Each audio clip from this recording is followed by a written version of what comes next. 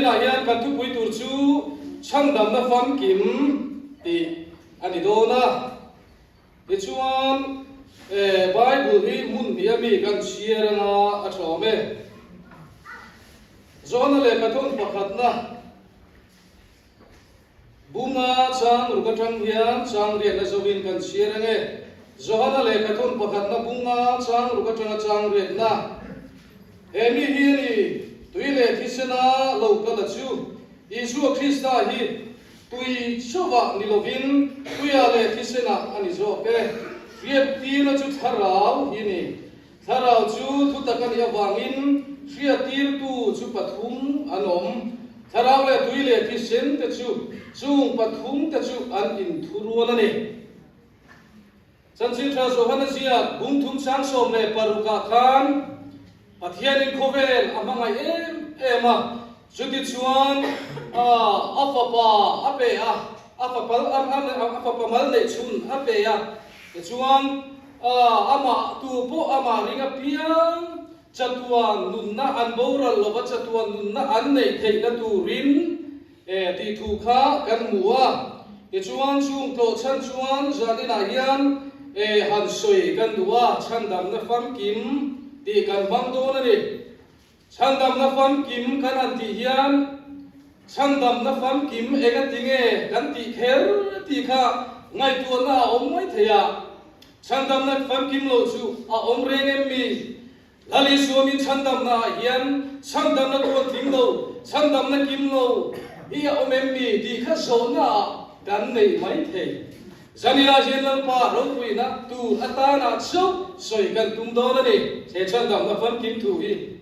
Chuan zanina hian karilua ti hian ngai tu na kan neya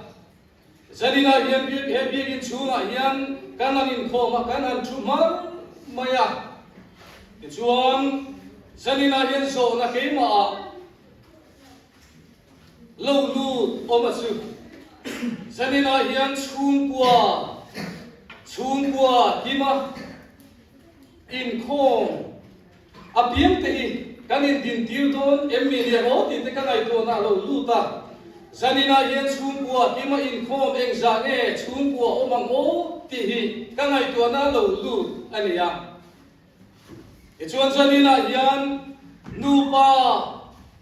kop choi kan ti don nge nupa a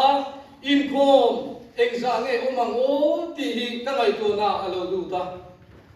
zanina hian tiru Helai muna te hian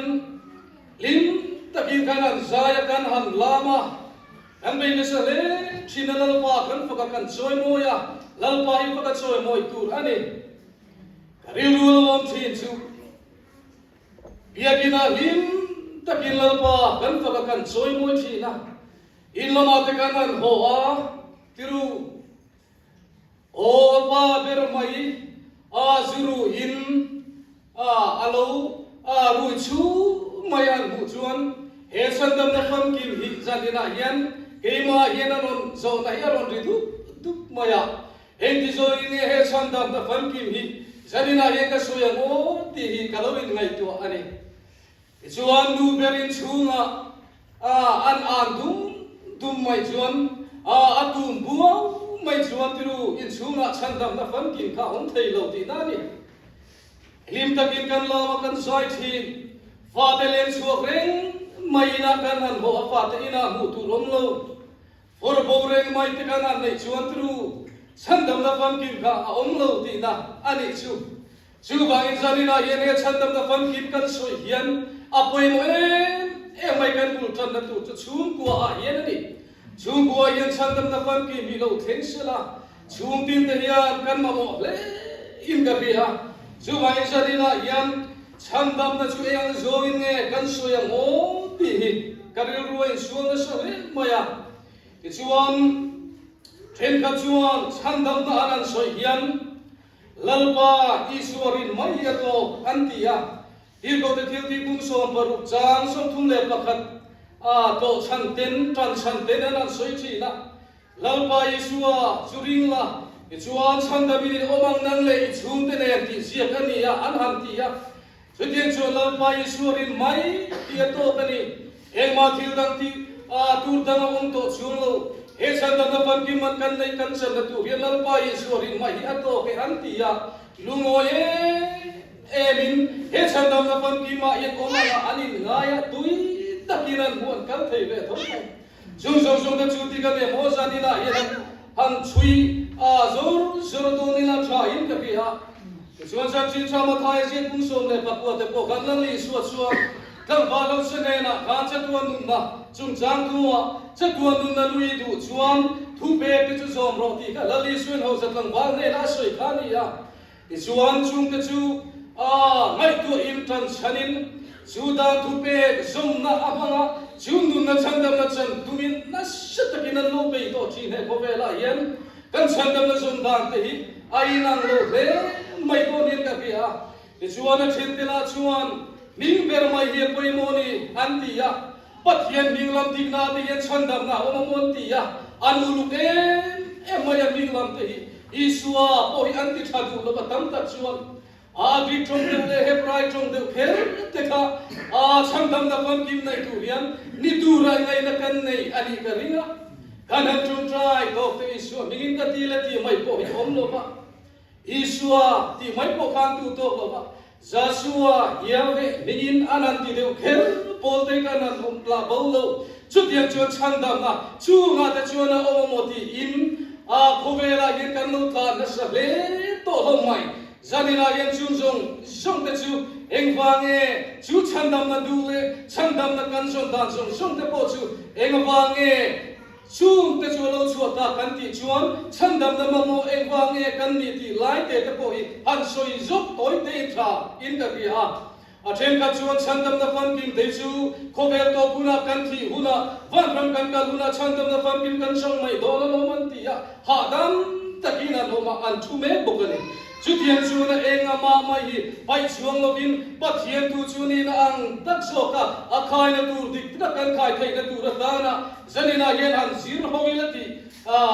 kan du de wa chu thian chuan chan dam na eng wang ma mo ta nge kan ti chuan Genesis lam te kan hen chuan eden bo chiat na awang in chan na le chan dam nei kan ma mo tiru eden huan lai taka thing ra kha achia tha thing ra kha ei thiang lo pathianin inei chuan in thingai turani inei ni la in thingai turani ti thupe alo pe kha adamale evi ti khanan lo eita chu ti chuan chu thing ra tur chuan anan eita vela khan chu tur tak tak mai chuan fan suak ta maya an ma ni kha chu tiang chuan pathiana isang pathiana ka mithi nun na nai lo kan lo ne ta ani chu chuan sanina ye kan soi le tu ni sina thu kan share ta kan khan so na bung tum chang so paru kan share ta kan khan pathianin ko vela mangai ma chu ti chuan fa pa mal nei chun ape ama chu tu pori a pian an boral lo pa chatuan nun na an nei zo nan ti hialo chuak na tu te poi ka ngai tu a thin etian siar mai chuan pathianin khovela manga ema ava pamal nei chuna pe antile loi sia hi pathian tu ai kalta moni chu ti mai o thangani then ka ta chuan chiar again is sual la thop mai pathian khovel manga tu ni lo midang apapa ron tir ana ngai na chiar thai na he thua de po hian alang thi thut maya tam takin an chiar sual re na an buai thi ani mase sanina ge nei go fe lo ti se te u ti hian sia pakata chuan ring bible original a chuan zona bung thun chang so ne par hi pathian in khovel amangai ema sual na labo turin ama chu papa ni in alo piana tu po amaring apia an bora lova chatua nun an nei so nan ti in ziat dan ani sutini si chuan pathian in khovela mangai ema midanga papa ron tile dei anga kan nai chuan pathian mangai na affair lo adik lo alei lua tina ani lo nani chu wagin chutian zong ni lovin pathian ma nge chu khovela mi singa ni na lo pianga mari ko chunga lali suange pathian ka pa in oma khovela alo biara alo kal ani zo ti te zanina hian kan soithar le du ani chu ti chuan chandam ngai mi fing ti khoveli boral pathian la ka mi thi kan long ni ta ti hian te kin thu pakhat kan soitian ni kha chu tu tin ria da hian long lenga hian thian ho pathumi in ti him tu rin an sin chuaka chuan ba đuôi thak tak mai him taka lunga an chuan lai chuan tui thipui na sata mai le ru na sata mai alo theng ta thut maya chu ta chuan an lung ta chu lo bil zo alo bil don ta an lung chu lung leng te mai ani wangin lung leng mai ani wang khan an lung ta chu lo che don ta maya alo bil don ta mai chu ta chuan an mangam te maya ektinge kan ti ta kan ti ya ta chuan an lung chu pathuman chuang ama se anlong chu pilzer mai don si ta chuan anlong le na chuan mi pani chok mai do theina le chuan theina kha alo ni to si ya ta chuan an mangang le maya ora zo vek do ni nanin sia ti chuan to pa chuan an zinga pakhat chu a zuang chuak ta chu long le na tang chuan tui fin ria thu tak mai chuan ta pil ta wang mai thia boral ta ani ti chuan chu mi pakhat tui fin ria ta zuang kha awang chuan chulong le na chuan boral vek tur thi vek tur ai ngai to mi pan ni ro chu bau kam ma him takin chandam anlong ni ta ani chu tiang chia chuan lali suwa krista hobela lo pian na te cross amin ron kan na te min ron chandam na te awangin kai ni tui fin ria ta long ke che mai tur boral mai tur thu taka thi mai tur kha lali suwa krista kan na cross thi na kan na tram chuan chumi mang chuan kan lo ni ta chandam na ko sai sa kan lo ni ta ni chu lalpa min chu pakin ro se aro pu yesin heng thu te hi te chuan chandam na te hi ka ti kanan thena izong ye kan soitiang Abraham inkar kumsang ni chungkha Bible chui mi ten an chui da na chuang fel na tra ania Abraham inkar kumsang ni chungkha chu fel na tra ma chuan pathian in kami felati apian te chu pathian khan a chandam mai thi ani ke chuan patile na chuan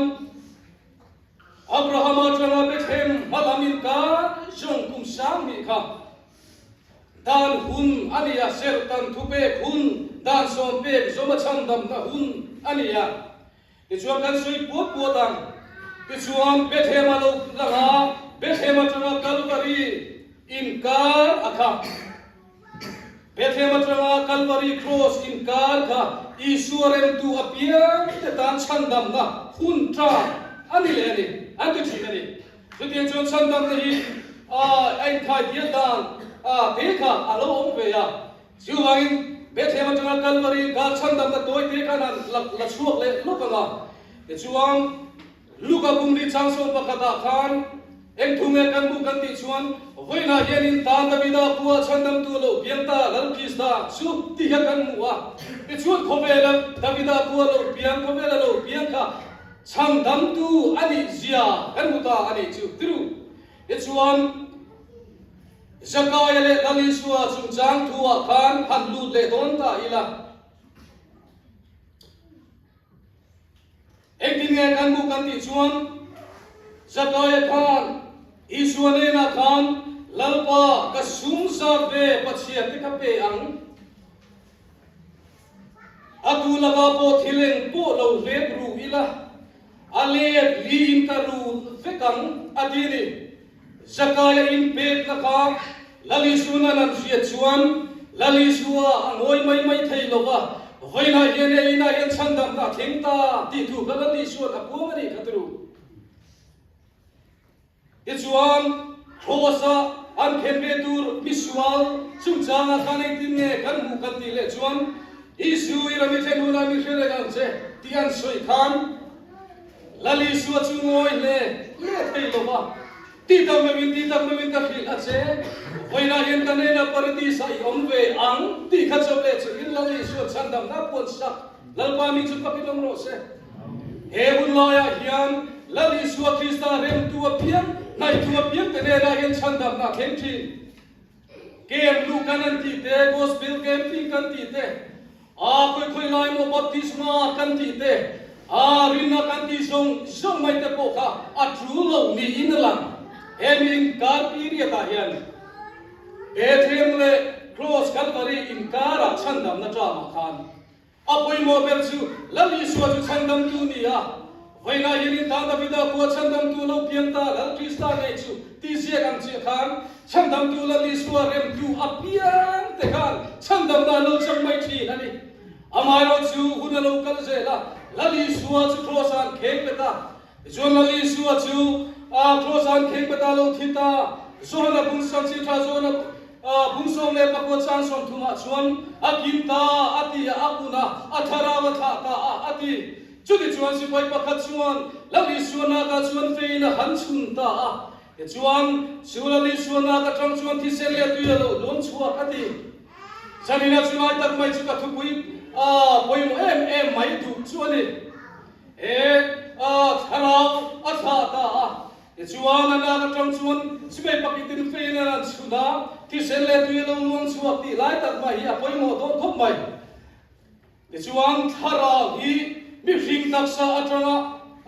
achua chuan mi hring taksa hi minung de lovin mi thi ti na ni thilo si trong kama chuan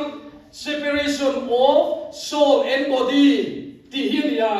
chu mi thi soina tharau le taksa hi ain khan to chuan mi thi minung lo soina ani chu ai na li su krista poka thi chiang khop mai akim ta dia apuna tharawa tha ta adi khan chuan salina hian soi le zel dia te chuan si pai pakhat chuan finally suana ka chuna ti senelo chuak ta ang khan mi hring te kan nu na tur ta ra hian thi sen kan ma mo ma ni accident na thi sen lo nem bia chuan thi pui hiam thi athang su thi sen kan mi hring kan nu na ta na apoi mo thlat ani chuwa in dam lo te po an lo chak le theina tur ta na andam chagle theina tur ta na thi sen ti kanin pe atru iuni thum te iuni li te iuni som don te kanin pe a engwang ne kan ti chuan kha dam lo kha alo chak theina tur ta na le nun ta alo te theina tur ta na thi sen ni kanin pe a poi mo thi na ni chutiam chuan tui te po chuan soile thi ni la medical trama kan nai po chuan mi hring taksa ti hen tui hi alo poi mo maya hetia kan zuma tui te kan ina kan zum liam mai mai kan ngai liam ang hi lo ni haulo mi hring taksa yen medical trama nai po chuan taksa hen tui a ong lo chuan nun na thi na alo then the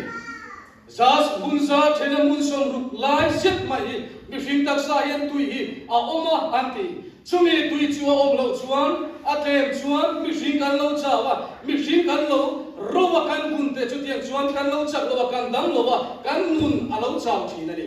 chutiang chuan kan ma mo tak mai kha kan e kan in fat lo thai chuan tak satan thi na alo theng thei ani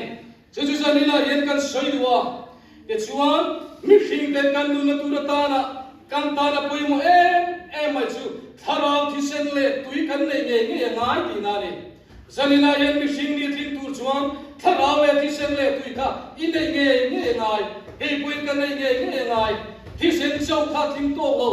tharau chau kha du to thei lo ba tui chau kha du to thei lo ba chu wang in tharau le thi sen le tui kha apa thuma avaya kan nei ngai chumi kan nei chia chuan mi hring te mi ang mi hring mi nung kan lo ni thei chu ani chu wang na lo lu khop mai te hian pathian tu tangin han chui le ka ila rom sia ka chuan bung ria chang bua chuan tu po krista tharau nei lo chu ama mi ani lo ati ni chu wangin pathian mi ni tur chuan tharau thiam rin kan nei nge hi kan ti mak mo ti na ni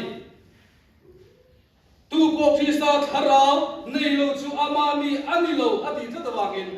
tharau thiam ri mi kan nei nge ya ngai ti na ni chuan chan chin tha zo na chia bung ruk chang som na le palia te han chiam le ta ila chutiang chuan mi du koi ka pi sa ya ka kisena in chuan cha tuan nun na nei to athi ni chu chutiang chuang thi sen koi mo zia sacrament wain sacrament kana dalpasan via kana in te po kha kan ei chin te po kha alo koi mo mai ne chuana to pirata na tui akha tui himun tam ta ka kan mu tiru bible a hian kan soi sen do lo wa zanina hian Jang si tra mar ka si kung so par ka te ko khan sang so pa ka te ko khan kan mu wa adinga baptisma sang chu chan daminan omang atia mi lali su Krista ringa zuma lali su Krista rin na atlanga tuya lali su minga baptisma achan kha chu chan dam na kanti tui akha tuya pian thar na tuya pian na kanti kha apoi mo kan nei alo tu ta inani Zoom thil pathum tharau thianglin tharau thisen tui kan ti khang pathum te ka mi hring te sandam na kan nei thei na tu le kan chan thei na tu ra ta ra chuan kan nei nge angai hriat pui tu pathum zo na le ka ton pakha na bung na tu kan sirang kan chu hriat pui tu pathum ta chu kan nei vek angai ti na le chu mai chu te nga vai kan nei chuan full salvation kan ti chan dam na kan kim ti kha atakina lo theng thei don chok ti na le ato pirata na thu kan ko na ta na kan soi du chu UPC te chuan ti an soi chin ang do hian ke po ka sar mun ve apiang hian baptisma he kan lung hi min len thi na zani chu thu ka ko na kan bang le ram te ya kalung min len do ta thi lam te pania kan bunga chang khata cha kan sia chuan kan mu ni tru phar na mala chun chang kan muwa voi chu kan sira kan luma ti len thar riu maya ka sia do ma ni sila e chuan na mana chu surya sipai ho tu lalania e chuan indomi takpo ni ya an khua an ram surya te poin an sorthang kai le mai rar be nan te po ra la thiama sak na an nei pha thi ma se pharani tlak abangin nama nakha aboi kha thine ni e chuan Israel te an badwa khatiang kha Israel atangtin selatani an ho thina ti chuan in lama an ho puya ti chuan in lama ei siam tu ta na te sia lo te sala te atan te an ho pui thina ni ti chuan thum kha chu Israel atangin me cheno pangte mai pakhathi an ho pui ta ti chuan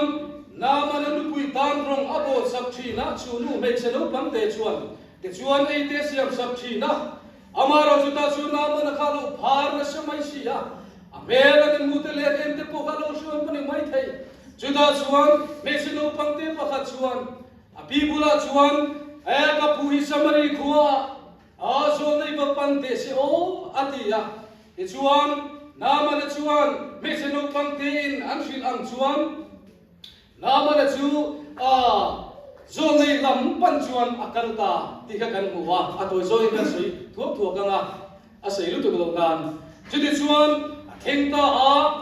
nama na lo in be sei da le ril ruwa chuan ti chuan zo nei pa chu alo chuak anga ti chuan a phar chunga chuan a bangte phar chuak in a veina chuti chuan a phar chu alo damanga a pathiana ne na trung tryanga khatiang khan o samte maya nama na khan dam tur te point a in be sei ani mai thei an theng khama ro chu khatiang ren khan ni ta si lo wa ti chuan zo nei chuan ektin nge di Elisa khan Jordan luya voiseri va in bimro Jordan luya va in chiapilla va in ti thiam bimro atia elaya tam ma hian nama na hi an kholama hoya a hoile ta a thing rim le maya ho nga kha atum ani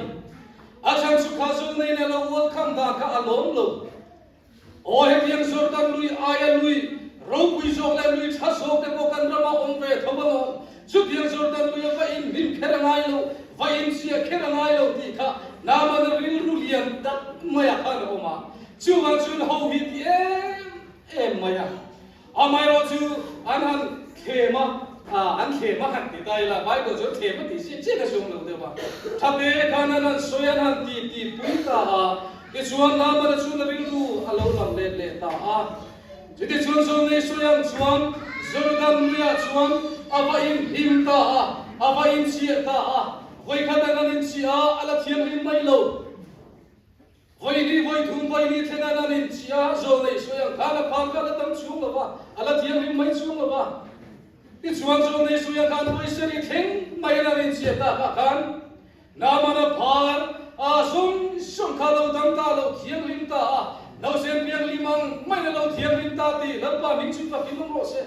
apoi mo ko mai helai tu ti tru he chandam na pon kim kanan soi hian ka ti thina Pentecost so te na kan sor te hi tun huna hian thal lak alat lo yu po ani mai the kan thil sor te hi min an lei sar lo thal kal lo ani mai the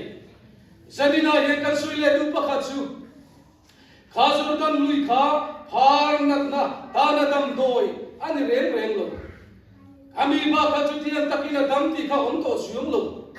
Jordan lui ka phar na dam doi ni se mi som som an kalanga anin sian dam sup supang chu amaro chu Jordan lui ka dam doi ani ti na lam ni lovin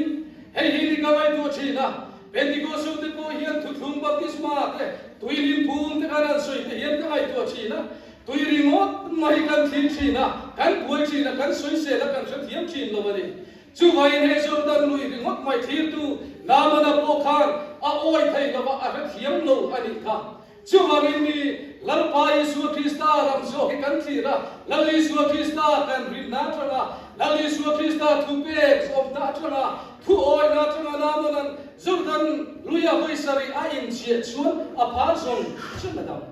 Chuwangin lal Yesu Krista rin na tanga thupe som na oi na tanga when the Pentecost so to point to thung ni kan somakan ti ani chuan kan ti di ani chuan chandam nai alo thenge nge chuwangin tun huna hian zor la lo deu in lang ma sela kan chandam na fan kim thu thung te kan thil zor te hi a shat la lo deu ma sela Pentecost so te ilung ngai lo bangu sumi thu thung rong bola nei tur chuan in ti chak thar le theu te mi ka soi du ni kan pastor te upate kan ti do ko fran member song mai in ti chak thar le angu nawa hun la ya khan kan mu vek katiru tu ye lo le chuan ndawalong tu mange khan nawa te chum kwa la ka ninan oma changda minan om atini Genesis lam kan sia chuan bung saria kan mu ani e chuan sadina hian chu baptisma chu nawalong an pui ati awangin kan Bible hian chu nawa an pui long an pui baptisma thum chang tu te nei tu te hi kan tu duna hian sal kal lo takin lang chin ma selangin rapsar mi thiang lim lo alo then huna chuan nawa hun la ya tu lo le tang sia khan mi thiang lim lo rapsar alo then hun tak taka chuan nawalong an pui baptisma thum nei tu te chu ti dang la min kan om don chang da min kan om don ti i hlenga mangu chu wa in he hiat pui tu pathum te halang le thi sen le tui hiat pui na nei tu te zon tu te le nei tu te hi nakina chuan mi thiam lim lo ali su Krista lo kal huna chuan ararat kang nawalungin athenang sia khan keini po he thum kan ti vela hi then ka chuan anawati an musita an soi se la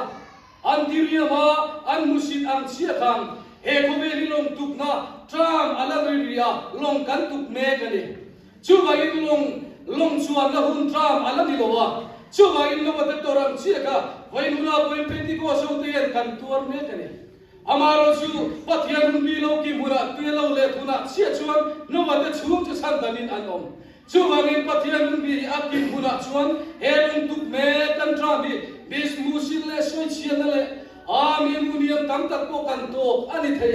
ma se chu hun tia ba lo then huna chuan no ba ta chum ko ang khan lali su Krista hian min la kan ve do na he ko ver buai la kata hi lali su Krista hian min la chan dham don ara la he baptisma thum hian min khen nge do la ni ti janina he ko ka ko ten i se thal la yang hu lalwan kan tu soite mal min som sa se amen kan tu che